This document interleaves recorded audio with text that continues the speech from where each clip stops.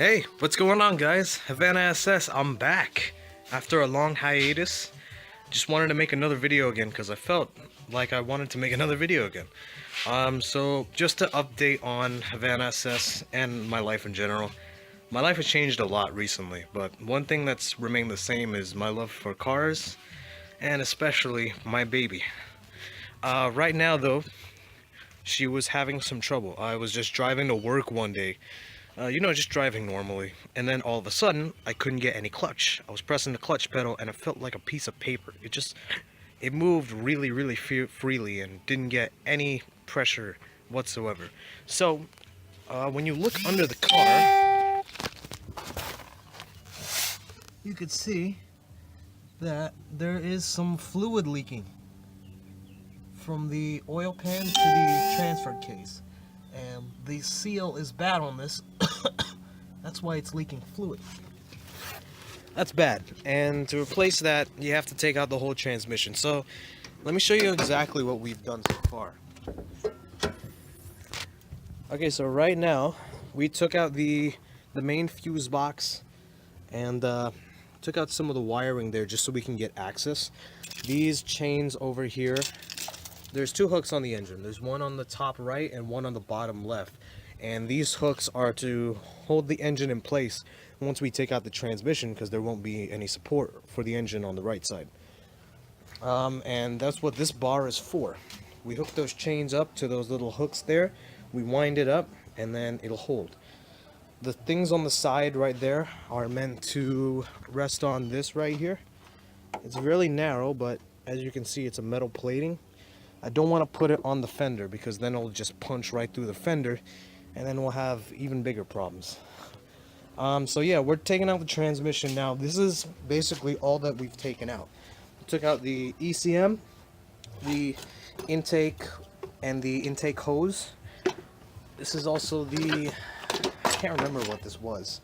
Oh yeah, this is the fuse box housing. Also took out the starter bracket. And those are all the bolts that we removed, and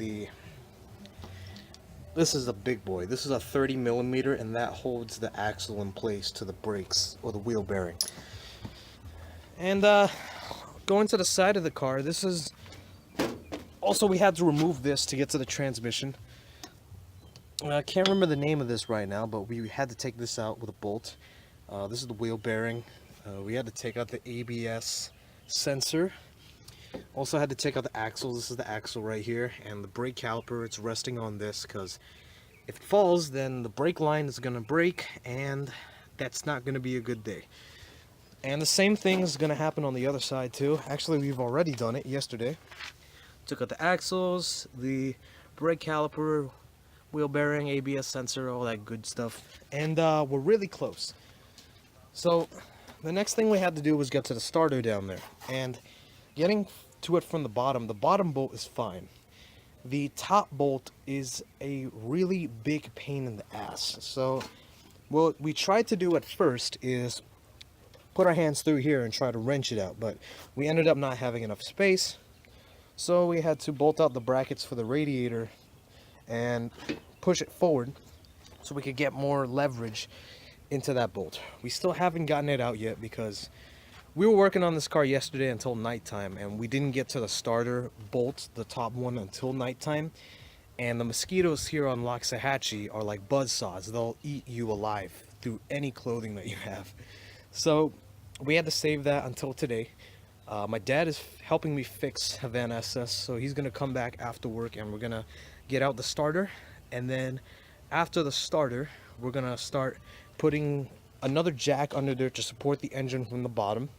And we also have this right here, which is a transmission jack, Pittsburgh one.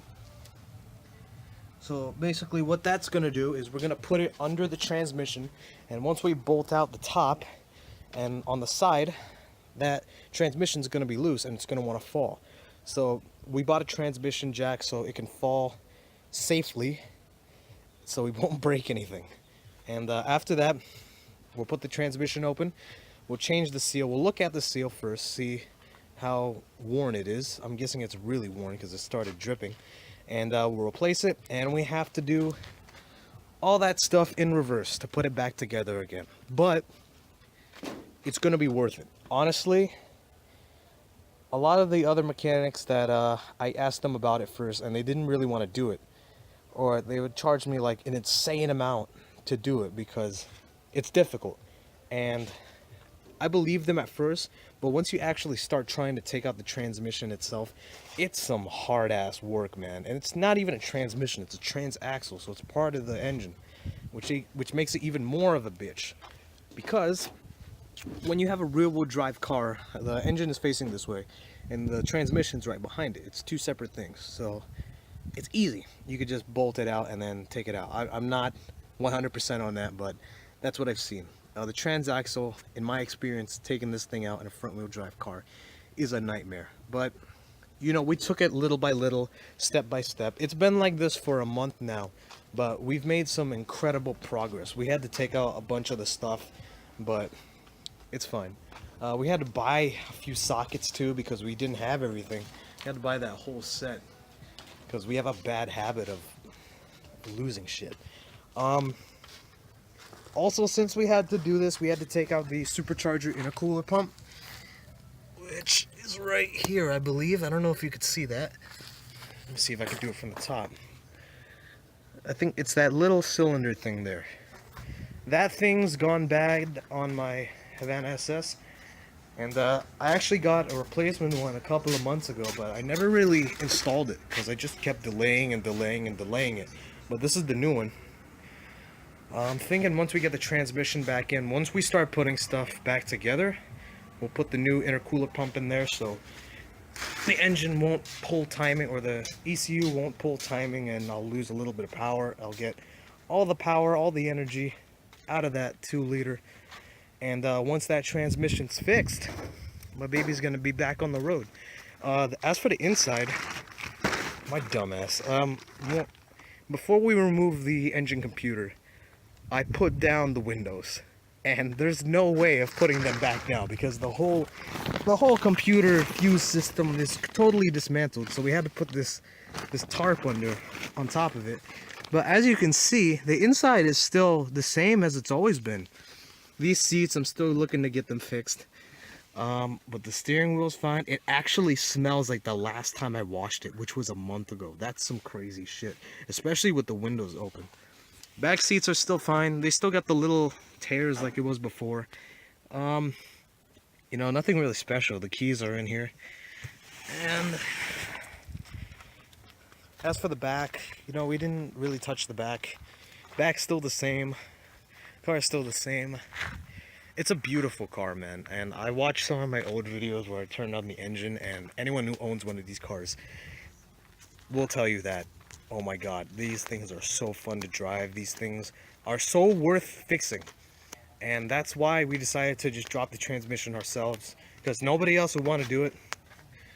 My main mechanic before said it's not worth it, just sell this piece of shit. But you know what, I don't think it's a piece of shit. I think it's a really awesome car, and I'm going to keep it with me for the rest of my life. I've owned it, god, I think it's gonna be up to 3 years now. 2020, it's gonna be up to 3 years I've had this thing. And you know, honestly, it's the best car I've ever owned. I know dropping the transmission isn't normal, but you know, that's the only thing wrong with it. And I know later on you're gonna have to start dropping the shocks, gonna start replacing pistons, maybe or maybe not. I don't really push this car to redline every single day I used to drive it. It was just more than enough to get it running. But yeah, I'm gonna fix the transmission in this thing, and if anything else comes up, I'm gonna fix that too. HAVANA SS is the best car in the damn world to me. And to a lot of people, their Cobalt SS is the best damn car in the world to them also. And that's basically what's been going on with my Cobalt SS, my HAVANA SS, my baby. And we're going to fix her up. So thank you guys for watching. If you guys like the video, please press the like button and subscribe. And do the bell icon. I'm going to stop abandoning this channel now. I'm actually going to start doing good shit. So see you guys in the next video.